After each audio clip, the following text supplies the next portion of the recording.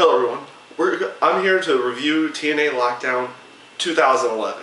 Initially I was going to do this entire review based off of the notes that I took that I have right here in my hand right now, until I started looking over those notes. And all those notes essentially came to one good conclusion. And this is relevant throughout TNA in general from what I've seen pay-per-view wise. And that is, in this aspect, TNA Lockdown is supposed to be an all-steel cage match. And it's supposed to be the most brutal night of the year. Now, granted, tonight, outside of one of the matches, all the matches were really great wrestling matches. But they didn't advertise what they were supposed to be doing, which was brutality. And that's the whole point of a steel cage, is just being brutal. It mind boggles me that every year they seem to do this. It seems to be that in most years they had nothing but maybe 2 or 3 matches that were really worthy of being in a steel cage. I looked at the storylines for all the matches, and out of the 8 matches that were there, only 2 of them really seemed to be what's the point of the steel cage, which were the first 2 matches with the Escape and the Fatal 4 tag team match. It just didn't seem like there was a point, but every other match on the card seemed to have a purpose and rivalry that fit a steel cage match. But it just seems they decided to go with straight wrestling for most of the night. Now, don't get me wrong, the matches that you saw outside of the Knockouts title match were great matches. All of them were. And at least 2 of the matches with the Kurt Angle and Jeff Jarrett match and the Lethal Lockdown did what it was supposed to do. You were supposed to get a good steel cage match out of it. They were very brutal, very good matches for the purposes of a steel cage.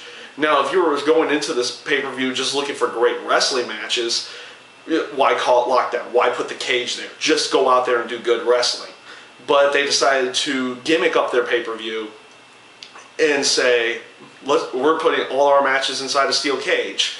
It's like, okay, great. Steel cage matches. They're supposed to be brutal matches, supposed to be sometimes bloody, very hard-hitting matches. Yet, where's the use of the steel cage in most of these matches? I mean, Samoa Joe and the Pope barely use the cage at all, if they even did. I did miss the beginning of the match, so I don't honestly know if they used the cage much in that portion of the match. But they didn't use it towards the end, which was the part I saw. Great match. Not the purpose of the steel cage match. Same with Hernandez and Matt Morgan. Great wrestling match. Why is the cage there? It shouldn't be there. Only 2 of the matches really needed the cage around it.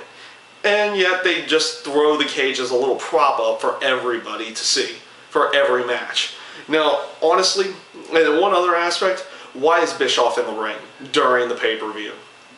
If you're going to be on pay-per-view, Bischoff, honestly, I want to see you backstage. I want to see you pumping up your team for the night.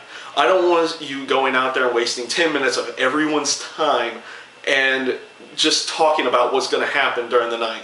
Isn't that something that you guys are supposed to be doing during your Impact shows leading up to the pay-per-view? It's like, what's going to happen on that night? Why are you out there telling everybody that night that this is going to happen on this night? I don't get it. I personally don't get it there. And you wasted 10 minutes of our time there, and it made the Knockouts title match 30 seconds.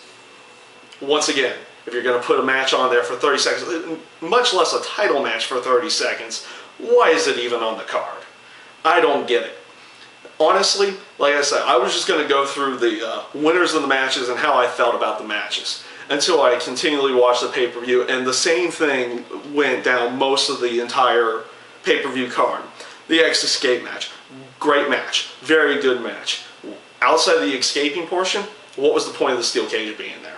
They weren't even using it outside of the little time that Max Buck and Jeremy Buck used it, and there was just no point of it.